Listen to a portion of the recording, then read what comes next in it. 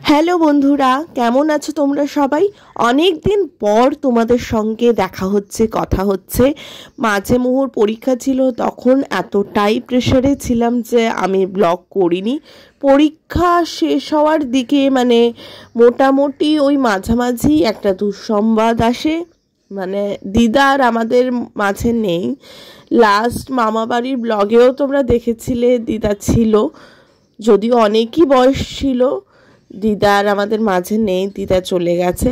পরিবেশ দেখে বুঝতেই পারছো আমি মামা বাড়িতে এসছি। এইটা বিকেলবেলা, এখন বাজে প্রায় ওই 3:45 মতো। আমাদের শ্রাদ্ধ শান্তি হয়ে গেছে কালকে, এখন ভাগবত পাঠ হচ্ছে। গ্রামের সমস্ত দিদা, মাসি, মামিরা এসছেন, ভাগবত শুনছেন। এখানে আমার ছোট মামাও শুনছে। খুব সুন্দর গান হচ্ছে। আমি একটু এসছিলাম দোতলায়, তো ওখান থেকে একটুখানি ভিডিও ক্লিপিংসগুলো নিলাম।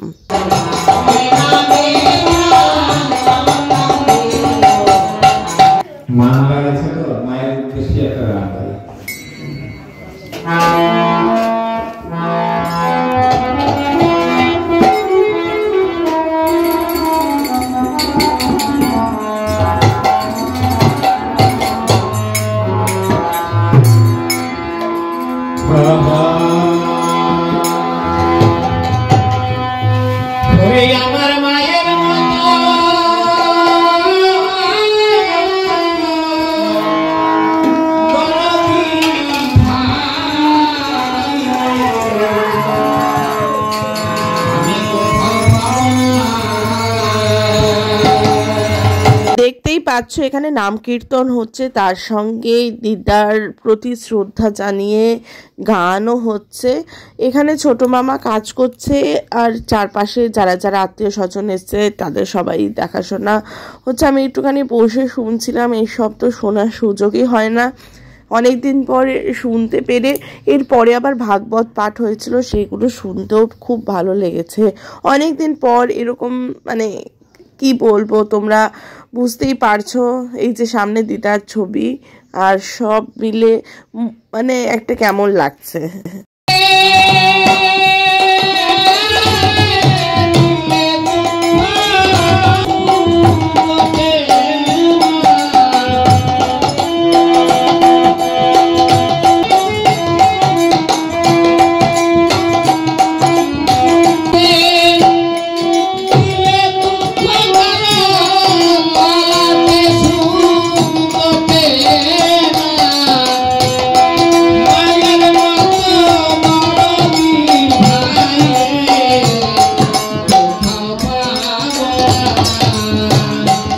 আমাদের ভাগবত পাঠের অনুষ্ঠান এখানেই শেষ হলো। এই পাঠের পর আমি এই নিয়মটা প্রথম দেখলাম যে সবাইকে ছোট ছোট এক একটা গীতা দান করা হয়, তার সাথে একটা করে ফল আর 1 টাকা সবাইকে দান করে নমস্কার করতে হয়। সেই রিচুয়ালসের মধ্যে প্রথমে এখানে মুহু যাচ্ছে, ফ্যামিলির সবাইকে, এনারা যতজন ছিলেন সবাইকে একটা করে গীতা, 1 টাকা আর একটা করে ফল এরকম মাথায় নিয়ে দিতে হবে।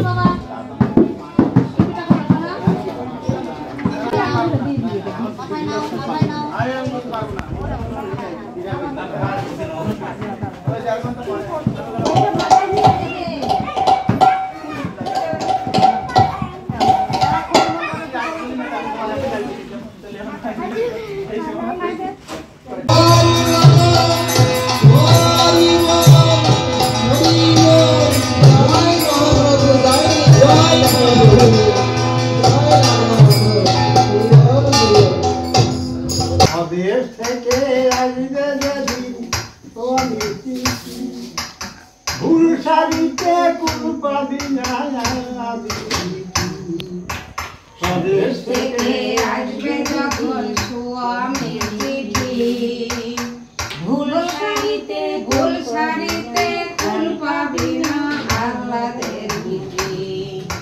স্বদেশ থেকে আসবে স্বামীর চিঠি, ভুল শাড়িতে ফুল পাবি না আহ্লাদের চিঠি।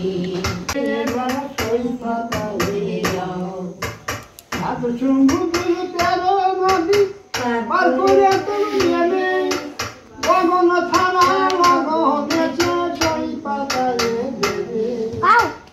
নইলে তোর কানতে হবে, নইলে তোর কানতে হবে পথেতে বসিয়া ও বউ সাজলো দিনের বেলা বইয়া। আর কত কাল পরে ঘরে আনবি শোনাবো ও বউ সাজলো দিনের বেলা বইয়া। এখন রাত 11টা, আর কালকে যেহেতু আমাদের মৎস্যমুখীর অনুষ্ঠান আছে তার জন্য সবাই এখন থেকে মানে রাত প্রায় 11টা থেকে কাজ করতে শুরু করে দিয়েছেন। এখানে সমস্ত এরকম মানে ভদ্রলোকেরা চলে এসছেন এই ক্যাটারিংয়ের যারা আছে, কারণ কালকে প্রায় 850 জন নিমন্ত্রিত আছে। তাই আজকে থেকে সব কিছু জোগাড় না করলে গ্রামের ব্যাপার তো কালকে কমপ্লিট হয়ে উঠবে না। এনিওয়েজ এখন পরের দিন সকালবেলায় দেখতেই পাচ্ছ এরকম সমস্ত মাছ চলে এসছে। এখানে মাছের মুড়োগুলো সমস্ত কিছু আলাদা করে রাখা আছে। আজকে বোধহয় মাছের মুড়ো দিয়ে ডাল হবে। এখানে ফ্যামিলি আর আমাদের পাড়া মানে পরপর বাড়িগুলো আছে যারা আমাদের একেবারে প্রতিবেশী কম নিকট আত্মীয়ই বেশি, তাদের জন্য রান্না হচ্ছে। তারা সকালে দুপুরে খাবে, আর আমাদের মানে বাড়ির রান্নাই হচ্ছে। তাই সেখানে মামিরা মাসিরা সমস্ত কিছু একসাথে রান্না করছে।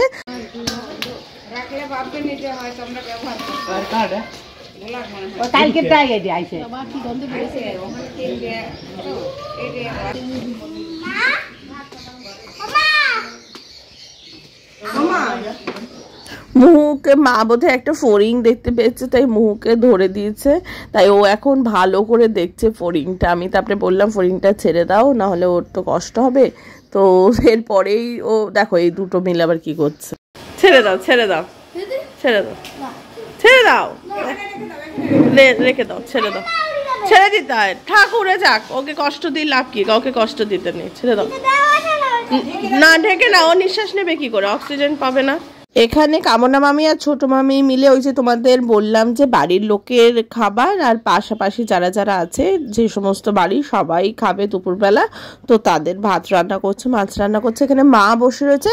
আর চলো তোমাদের বাইরেটা দেখিয়ে নিয়ে আসি, কারণ সমস্ত সরঞ্জাম কালকে মধ্যরাতের বরং আগেই 11টার সময় সবাই চলে এসছে, তো সেই সমস্ত কাজও শুরু হয়ে গেছে। চলো তোমাদেরকে দেখাই বাইরে কি চলছে।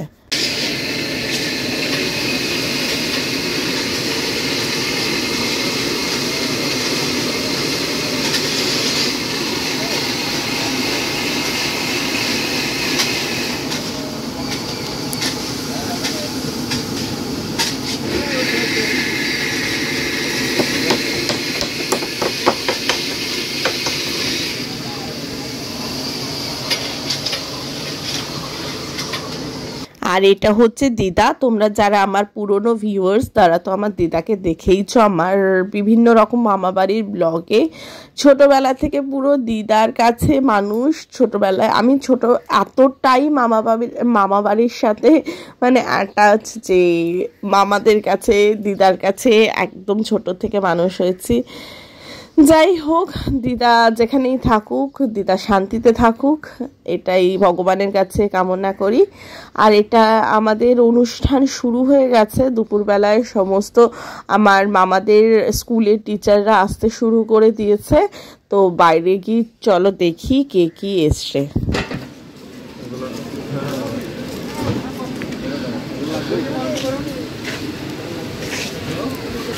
আমি দেখেছি আপনি বসেন, বসে কথা বলবেন, এখানে বসবেন, বসে কথা বলবেন। এই যে এখানে ভেতরে এরকম খাওয়া দাওয়ার ব্যবস্থা করা হয়েছে। দুপুরবেলা থেকে লোক চলে এসছে। এখানে খাওয়া দাওয়া হবে প্রায় রাত 11টা অবধি। মানে আমাদের শহরের মতো না যে দুপুরবেলায় নিমন্ত্রিত সবাই 1টা থেকে 4টে বা 5টার মধ্যে কমপ্লিট হবে, না এখানে ওরকম হয় না। এখানে পুরো দুপুর 1টা থেকে শুরু হয়, রাত 11টা অবধি চলতে থাকে ননস্টপ। এখানে নদীর পাড়ে আমার মামারা ভাইরা সমস্ত যারা যারা আত্মীয় স্বজন এসছেন তারা বসে গল্প করছে। এখানে মা আছে, ওই মাসি আছে, মা যাদের যাদের চেনেন তাদের সাথে যারা যারা এসছেন মানে নিমন্ত্রিতরা আত্মীয়রা তাদের সাথে কথা বলছে। আর এইটা হচ্ছে মামাবাড়ির নদী, তোমরা বহুবার আমার ব্লগে দেখেছো। এটা রাস্তা, টোটো কিছু দাঁড়িয়ে রয়েছে যারা যারা এসছেন, বাইক আছে, ওপাশে গাড়ি আছে। যাই হোক সবই ঠিক আছে, শুধু দিদা নেই মাঝখান থেকে। তো চলো, এখানে প্রচুর পাতা এই সময় এত পাতা ঝরছে যে বারবার ঝাড় দিয়েও এখানে মানে ননস্টপ পাতা ঝরে যাচ্ছে। চলো এবার তাহলে একটু ভেতরে যাই। আমাদের প্রথম ব্যাচ মানে খাবার ব্যাচ বসার আগে একটা রিচুয়ালস আছে, সেটা বলতে গেলে আমি মনে করালাম, আমি দাদুর কাজের সময় দেখেছিলাম বলে আমার মনে আছে। আমি মামা মামিদের মনে করালাম, তো মামা বলছে ভাগ্যিস আমাকে মনে করালি, যে প্রদীপ দিয়ে ধূপকাঠি দিয়ে কাসর বাজিয়ে মানে জাস্ট ওই প্যান্ডেলের মধ্যে খাবার মাঝখান দিয়ে একটু হেঁটে সবার অনুমতি নিতে হয়, তারপরই খাবার দেওয়া স্টার্ট হয়। তো সেই রিচুয়ালসটাই তোমরা দেখো। ঘি দিয়েছে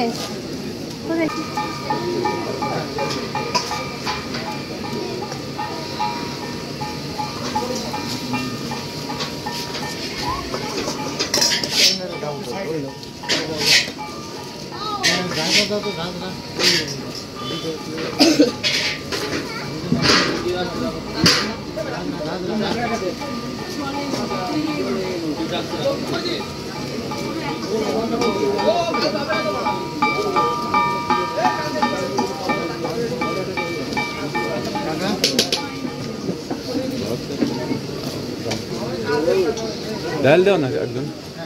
গুড মর্নিং সবাইকে, welcome back to my channel Srijani Kalpe Mohu. অনেক দিন পর একটা নতুন ব্লগে তোমাদেরকে ওয়েলকাম জানাচ্ছি। এতদিন আমি ব্লগ করিনি। ফার্স্ট অফ অল মোহুর পরীক্ষা ছিল, তারপরে আর ব্লগ করা হয়ে উঠছিল না। ওর পেছনেই 1 মাস ধরে আমি ওকে পড়াচ্ছিলাম। এনিওয়েজ দেখতে পাচ্ছ ব্যাকগ্রাউন্ড অনুযায়ী যে আমি মামা বাড়িতে এসেছি, তবে অন্যবার যতটাই আমি উৎফুল্ল থাকি, আনন্দ থাকি, এবার খুব একটা আনন্দের ব্যাপার নেই, কারণ দিদা চলে গেছে। আমি সেজন্য আরও বেশি করে ব্লগ করছি না, মনটাও খারাপ। কিন্তু মামারাই বললো যে এই ব্লগটা একটু কর, যাতে এটা আমাদের আজীবনের স্মৃতি থেকে যাক। তো মোহুরানিও এখানে আছে। মোহুরানি পরীক্ষার পর তো ও তো বাচ্চা মানুষ, অতটা বোঝে না। এনিওয়েজ আজকে আমাদের মৎস্যমুখী শ্রাদ্ধের সময় ব্লগ করিনি, এটাও করতাম না, কিন্তু মামারাই বললো না রাখ, সব কিছুই তো আমাদের একটা ডকুমেন্ট হিসেবে থেকে যায়, স্মৃতি হিসেবে। ব্লগ করার উদ্দেশ্য আমার এটাই, যে আমার সব কিছু স্মৃতি হিসেবে থাকছে। আর কি বলো, জীবনে যখন বুড়ো হয়ে যাব, মোহু বড় হয়ে যাবে, আমাদের এই মুহূর্ত ছোটোবেলাগুলো দেখতে পাবো। তাই ছোটোখাটো একটু ক্লিপিংস নিয়ে রাখবো। এটা ব্লগ হিসেবে ট্রিট করবে কিনা আমি জানি না, ওই বলতে পারো কিছু কিছু ক্লিপিংস আমি একসাথে রেখে জাস্ট আমার স্মৃতির জন্য রেখে দেব। কি স্পিড, বিশাল গাছ।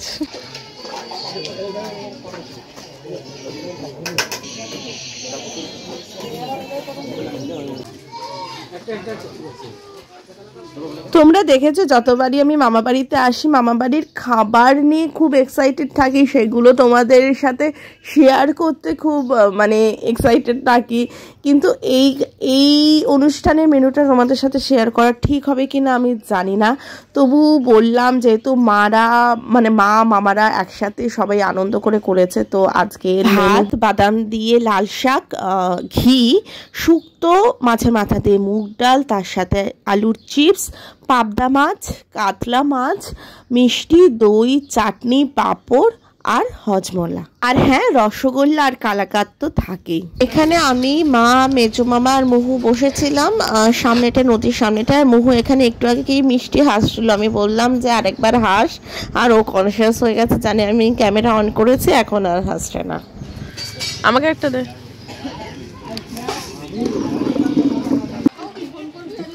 বললে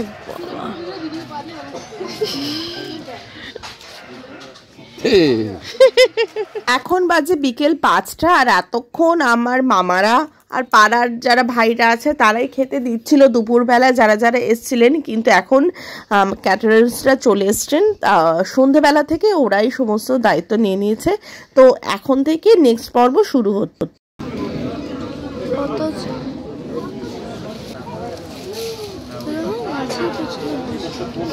দেখতেই পাচ্ছ সকাল গড়িয়ে বিকেল, বিকেল গড়িয়ে এখন রাত হয়ে গেছে, এখন বাজে 8:30।